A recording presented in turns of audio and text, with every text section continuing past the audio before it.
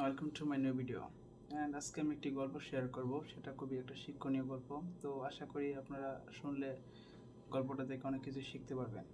তো গল্পটা ছিল এরকম যে আমরা মোস্ট অফ দ্য পিপল চিন্তা করি যে আমরা কেন করি, কারণ আমাদের তো সৃষ্টিকর্তার কোনো কিছু অভাব নেই, তাহলে আমাদেরকে চাইলেই তো তিনি ধনী বানাতে পারেন, তাহলে কেন আমাদেরকে গরিব বানিয়েছেন।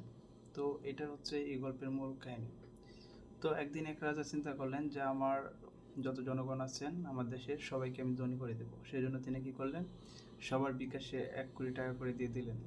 তো 1 কোটি টাকা পাওয়ার পর প্রতিটা মানুষই খুবই খুশি, তাদের যত ইচ্ছা, স্বাদ, আকাঙ্ক্ষা সব কিছুই তারা পূরণ করার চেষ্টা করতে থাকলো। তো 2-3 দিন খুব ভালো আনন্দে কাটলো, কিন্তু যখন সেটা 10-15 দিনে গেল তখনই তারা একটা প্রভাব লক্ষ্য করতে থাকলো যে তাদের সব কিছুই ত্রুটি বা শর্ট পড়তেছে, অভাব পড়তেছে।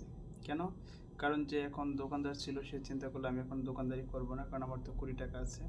যে মুচি ছিল সে চিন্তা করতেছে আমি এখন কেন মুচির কাজ করবো, আমার তো 1 কোটি টাকা আছে।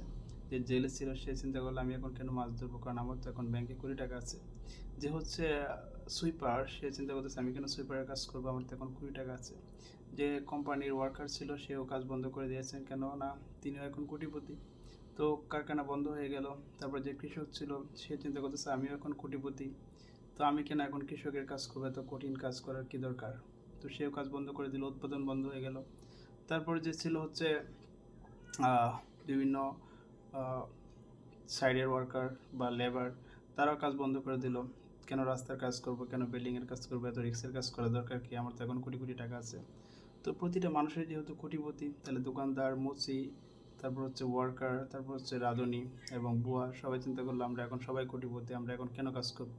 তো সবাই কাজকর্ম বন্ধ করে দিল। একটা সময় দেখা গেলো যে কোনো কিছুই নাই, সাবান, তেল, কারণ সব কিছু তো উৎপাদন হয়।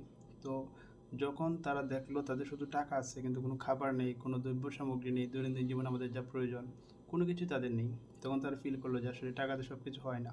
এবং সবাই যদি টাকার মালিক হয় তাহলে কেউ কাজ করবে না, কারণ সব কিছুরই চাহিদা দরকার। তখন তারা রিয়েলাইজ করলো যে টাকার কোনো দরকার নেই, তাদের দরকার কাজ।